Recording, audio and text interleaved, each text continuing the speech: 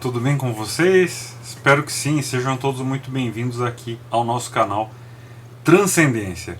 E neste vídeo nós vamos falar sobre a misteriosa Skull and Bones, a sociedade do crânio e dos ossos. Que sociedade é essa? É maçônica? É uma sociedade de conspiradores mundiais? É um grupo satânico? O que será que é? Então hoje você terá aqui a oportunidade de desvendar esse mistério e de responder a essas perguntas, né? Na verdade, fundado em 1832, lá em New Haven, em Connecticut, seus membros são chamados de Bonesmen, e muitos desses membros eles ascenderam após a graduação na universidade a cargos de destaque nos negócios ou no governo. E três dos Bonesmen, três dos membros da Skull and Bones, o William Howard Taft e o George Bush pai e filho, tornaram-se presidentes dos Estados Unidos. Será que isso foi devido à influência desse grupo misterioso? Então, se você quiser saber sobre isso e muito mais, fique aí até o final.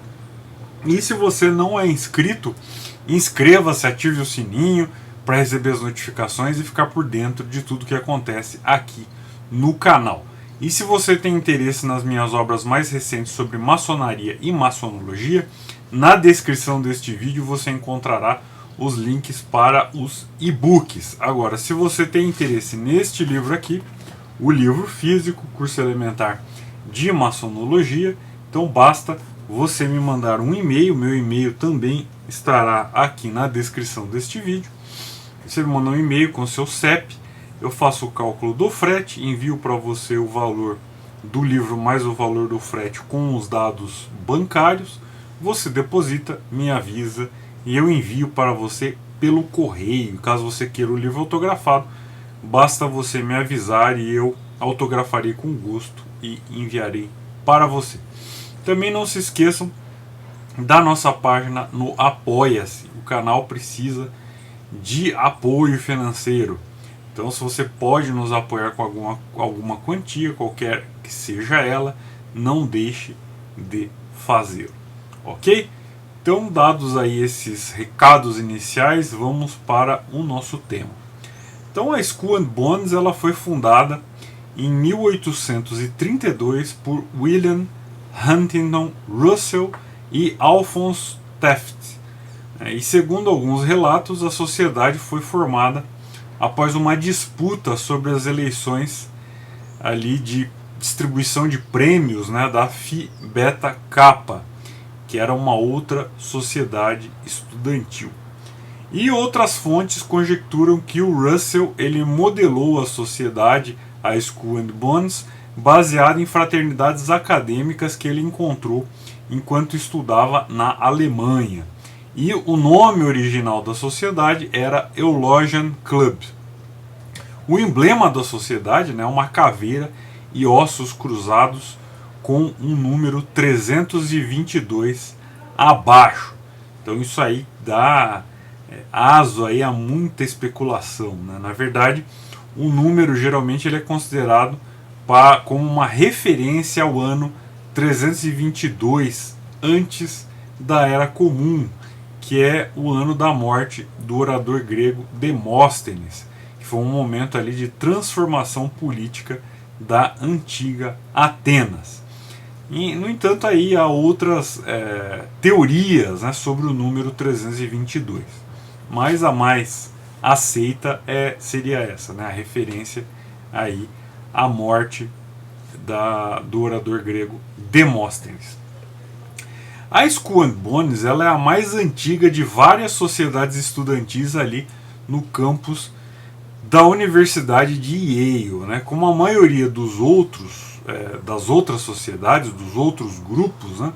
Ela escolhe 15 novos membros a cada primavera em uma cerimônia que é chamada de Tap Day ou Tap Night, né? E os júniores ali, os novos membros, eles são notificados da sua seleção por um tap, por uma batidinha no ombro, né, uma batidinha ritual.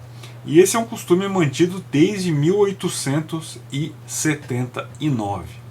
E desde a inclusão das mulheres pela sociedade, pela Skull and Bones, no início dos anos 90, a Skull and Bones, então, portanto, seleciona não só 15 homens, também 15 homens e mulheres da classe ali dos estudantes júniores para se juntar à sociedade. E aí nesse Tap Day ou Tap Night, o membro da Skull and Bones toca o ombro daqueles que ele considera líderes, né, no campus e outras figuras notáveis, e então aquele estudante que foi tocado no ombro, ele se torna, digamos assim, formalmente convidado a fazer parte da Skull and Bones. E essa sociedade ela sempre manteve os seus negócios de uma forma bem discreta, né? Alguns diriam que até secreta. Mas por muitos anos ela publicou sua lista de membros. E alguns novos membros são estudantes de alto desempenho, outros são descendentes de famílias socialmente importantes ali no local, né? Então, na verdade, esse segredo, né, nem é tão grande assim, uma vez que existe ali um anuário, né, com a sua lista de membros. E mesmo que, como eu disse, né, mesmo que a Universidade de Yale ela tenha começado a admitir mulheres como estudantes desde 1969, as mulheres elas não foram admitidas como membros da Skull and Bones até 1992. Mas já a partir de 1992 as mulheres passam a ser admitidas como membros da sociedade, membros da Skull and Bones. E, enfim, criaram-se aí vários boatos em relação a esse grupo. Então, vou dar alguns exemplos, né? Então, um boato, por exemplo, diz que o crânio roubado do líder dos Apaches, lá, o Jerônimo, estaria entre as relíquias que a Skull and Bones guarda em seu túmulo. O túmulo é a sede, né, da Skull and Bones, ela é chamada de túmulo. E, de fato, em 2009, descendentes lá desse líder Apache, do Jerônimo, processaram sem sucesso a Skull and Bones para que o crânio em questão fosse entregue a eles, né? Só que, enfim, não sei se porque não havia mesmo o crânio ou por outro motivo qualquer, esses descendentes eles acabaram perdendo o processo. E a Skull and Bones ela tornou-se uma instituição cultural conhecida por seus ex-alunos poderosos e também, como eu disse, por várias teorias da conspiração. Então existe ali a organização de ex-alunos, né, da sociedade, que é chamada de Russell Trust Association, e essa Russell Trust Association ela é proprietária do setor imobiliário da organização e supervisiona a associação, né? A sociedade Skull and Bones ela é informalmente conhecida como Ossos, né? Os membros também são conhecidos como Ossos, membros da ordem, iniciados à ordem e Bonesmen, como eu disse, né? E para entender um pouquinho a história, né, da Skull and Bones, é importante lembrar que a história registrada da Skull and Bones diz que ela foi fundada em 1832 após uma disputa que houve ali entre as sociedades de debate. Então os estudantes tinham sociedades de debate, sociedades de oratória, né, até por isso há um sentido, né, no 322 lá do número, porque Demóstenes era um orador grego, né? Então há um sentido nessa referência aí ao Demóstenes, né? Então ali em 1832 houve uma disputa entre sociedades de debate, né, sociedades estudantis de debate. Então a Yale Linolia, a Brothers in Unity e a Calliopian, elas estavam ali, eram 3 sociedades estudantis que estavam disputando os prêmios da sociedade Phi Beta Kappa daquela temporada. Então havia ali uma eleição, né, uma seleção, melhor dizendo, para a recepção dos prêmios, e essas 3 sociedades elas estavam divergindo em relação a isso. E aí, por conta dessa divergência, teria sido fundada a Skull and Bones. Para entender um pouquinho, né, a sociedade Phi Beta Kappa, ela é a sociedade acadêmica de honra mais antiga lá dos Estados Unidos. E ela é frequentemente descrita como a sociedade de honra mais prestigiada, né, até devido à sua longa história e à sua seletividade acadêmica. Então a Phi Beta Kappa, na verdade, ela visa promover e advogar a excelência nas artes e nas ciências liberais e induzir ali os estudantes mais destacados a se destacarem, né, através desses prêmios. Então ela na verdade ela dá esse destaque a esses estudantes, né, de artes e ciências nas faculdades e universidades americanas. E essa sociedade, a Phi Beta Kappa, ela foi fundada no colégio de William and Mary lá em 5 de dezembro de 1776, como a primeira fraternidade colegiada que usa as letras gregas, né, e também foi uma das primeiras fraternidades colegiadas do mundo, né? E por isso era tão importante, né, para essas sociedades acadêmicas lá de Yale essa questão envolvendo a Phi Beta Kappa, né? Então o William Huntington Russell e o Alphonse Taft, eles cofundaram a ordem da Skull and Bones, ou Ordem da Caveira e dos Ossos, né? E aí os primeiros membros aí desse grupo, eles incluíam obviamente os dois fundadores, né, o Russell e o Taft, e 12 outros membros. Então tinham 14 membros e enfim, eles estabeleceram essa primeira turma da Skull and Bones, né? E aí alguns outros nomes, né, apareciam ali, né, como nomes alternativos para a sociedade. Então diziam Ordem 322, Irmandade da Morte, a Ordem e etc., conforme a criatividade dos membros e dos estudantes que iam se agregando a ela e ia sugerindo, né? E aí os ativos da sociedade, a sociedade foi crescendo, foi se tornando uma sociedade bem estruturada financeiramente, né? E os ativos da sociedade, imobiliários, enfim, ativos em ações, etc., eles são gerenciados por uma organização de ex-alunos. Então existe uma organização de ex-alunos chamada Russell Trust Association, que foi incorporada em 1856 e que foi nomeada justamente em homenagem a um dos cofundadores dos Bones, né? Então essa associação, né, a Russell Trust Association, ela foi fundada por Russell e Daniel Coit Gilman, né? Eles eram ambos membros da Skull and Bones. E a primeira descrição mais abrangente da Skull and Bones, ela foi publicada em 1871 pelo Lyman Begg, no seu livro 4 Years at Yale. Então ele cita a existência dessa sociedade acadêmica e dá alguns detalhes, ali fala algumas coisas sobre o funcionamento dela ali dentro do campus da Yale, né? E aí, de tudo isso que eu falei aqui, contei mais ou menos a história, como é que surgiu, enfim, as causas pelas quais surgiu, enfim, a questão lá do simbolismo do 322, né, os modos de admissão, como que um membro é admitido, sob quais critérios, né, e tudo mais. E aí, diante de tudo isso, né, ficam as perguntas. E aí, a Skull and Bones, ela é uma sociedade secreta de conspiradores? Ela é um grupo satânico? É uma organização Illuminati? É uma organização da nova ordem mundial? Etc, etc, etc.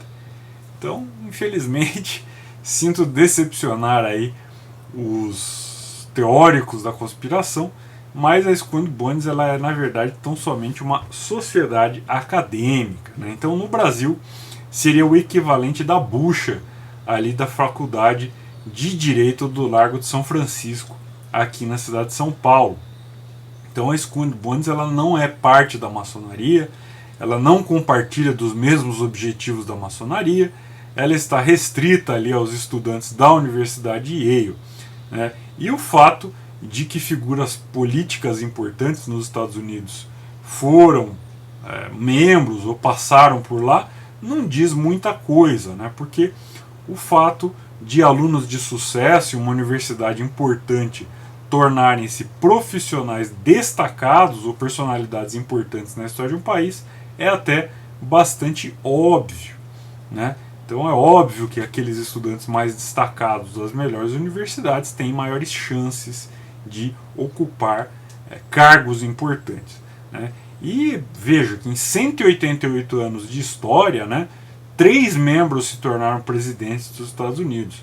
Então é um número até baixo se comparado a outras organizações fraternais como a própria maçonaria, né? Organizações fraternais maiores têm um número muito maior de personalidades importantes que se tornaram presidentes da República. É a mesma coisa se falar de outro tipo de organização qualquer. Imagina quantos presidentes da República católicos, por exemplo, existiram, né? Então, quer dizer, esses números, né, eles tendem a querer induzir as pessoas, né, a umas conclusões de que existiria ali uma influência ou alguma coisa do tipo, mas na verdade acaba induzindo a erro, acaba induzindo a algumas conclusões precipitadas, né?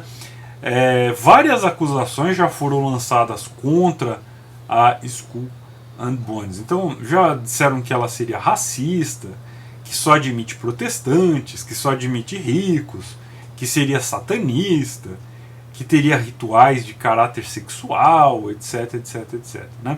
Mas a história documentada do grupo mostra que essas alegações elas não são alegações verdadeiras, né? Então dá a impressão que as pessoas em geral elas têm sempre a necessidade de criar fantasias sobre aquilo que elas não conhecem. Então aqui no canal mesmo, né, eu que sou um Zé Ninguém, sem importância social alguma, sou objeto aí de especulações e fantasias. Então gente que não me conhece, que nunca conversou comigo, que não sabe nada da minha vida, da minha história, mas que ouviu dizer uma fofoca, um comentário, etc., já acha que está capacitada para falar sobre mim, para me acusar de uma porção de coisas, para informar, entre aspas, né, aos outros a meu respeito. Então já disseram de tudo, que eu sou um Illuminati, que eu sou agente da nova ordem mundial, que eu sou um falso monge, que eu sou um ateu materialista, que eu sou satanista, que eu sou incel, né, que eu sou celibatário involuntário, né, que são aquelas pessoas que não conseguem ter namorada, né, apesar de eu ser casado, dizem que eu sou incel, que eu sou um frustrado, que meus livros são plágio, né, de onde eu plagiei também não informaram, né, geralmente são fakes que fazem essas acusações, né? Então, que eu não sou maçom, que eu não tenho idade para ser grau 33, etc. Então, quer dizer, inventam todo tipo de coisa, né? Agora imaginem quando se trata de um grupo fechado que tem algum destaque social, né? Então a fantasia das pessoas vai a 1000, né? Então parece que o tédio, né, de uma vida medíocre e a frustração vinda da percepção da própria insignificância, né, a inveja, a falta de objetivos bem definidos na vida pessoal produzem essa necessidade de ver conspirações por todo canto, né, de inventar coisas sobre o que não se conhece e de cuidar mais da vida alheia do que da própria. Então, enfim, a Skull and Bones, assim como muitos outros grupos, não passou ilesa aí das línguas nervosas dos teóricos da conspiração. Enfim, espero que o vídeo tenha servido para informar e desfazer alguns vídeos. Deixe o seu like, compartilhe com seus amigos e mantenha-se informado aqui das novidades no canal. Obrigado pela sua atenção e até o nosso próximo vídeo. Tchau!